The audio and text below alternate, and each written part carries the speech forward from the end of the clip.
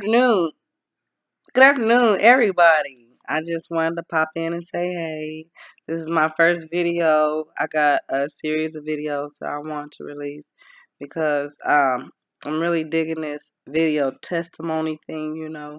I have a testimony in the Lord that I would like to share with everyone too. Not to like persuade anybody to a religion or anything, but just to give you encouragement, that you know that God is real, and that he not only is he real, but he lives. And not just him, but Christ. Not only is he real, but he lives too. And that was phenomenal for me because I was one of the type children that was raised up, with the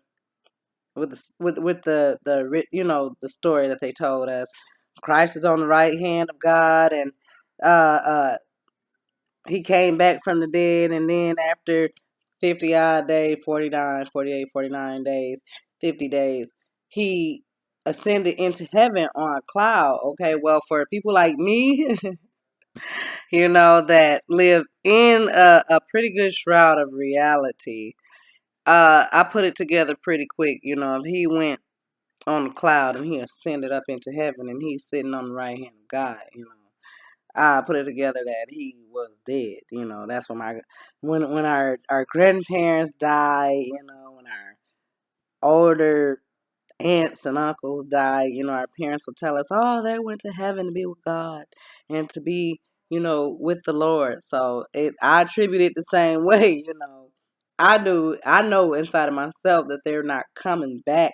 Per se until the resurrection, but I felt like their situation was attributed the same as with Christ. He left, he ain't coming back. When he come back, everything's gonna be over with, and that's gonna be that. And this was the understanding I had because I wasn't a listener. My mom was a Christian pastor, well, is a Christian pastor, and my dad is a devout Muslim. So it was like a go. It was like a back and forth, to where really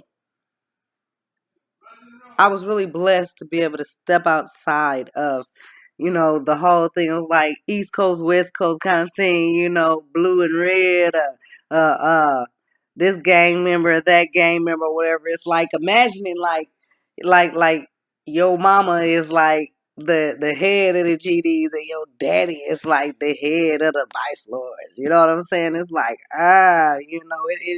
it don't work. It don't mix. But in the meantime, the children that's caught like in between or whatever, that's born in between of these two gangland style religions, are really confused because we're not able to know God for ourselves. And I was one who, not by choice, got out and seek God for myself, but life situation brought me into the place that I am, to where I had, you know, to go through some stuff. When I said I wanted to know God for myself, I didn't know what I was saying. I knew that I wanted to, but I didn't know that I was going to have to go through some stuff to be able to accomplish that. I never knew that there was an offered relationship with God, that had nothing to do with religion, that had everything to do with our spiritual being, and I guess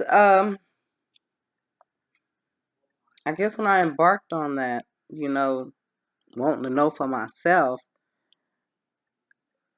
it was a cost that was hidden from me for a little while. I'm thinking, oh, okay, I'm on the Lord's side now. He saved me, and I'm going to do this, and I'm going to do that, and everything. But I never thought about maybe the me that I was not acceptable as it was, as I was. So finding out that I wasn't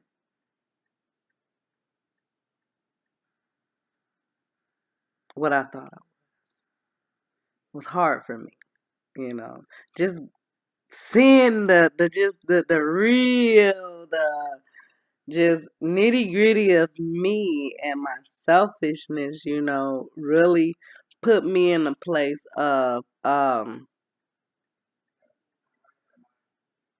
depression, for a long time. When I first had my encounter with the Lord, I remember feeling like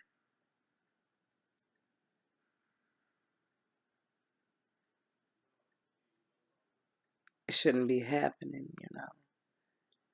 I remember, we're gonna get into all that, but I just remember the just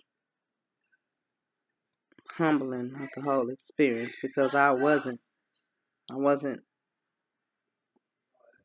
my pick anyway. Yeah. Okay, we're gonna break right here and I'll pick up in just a minute. All right.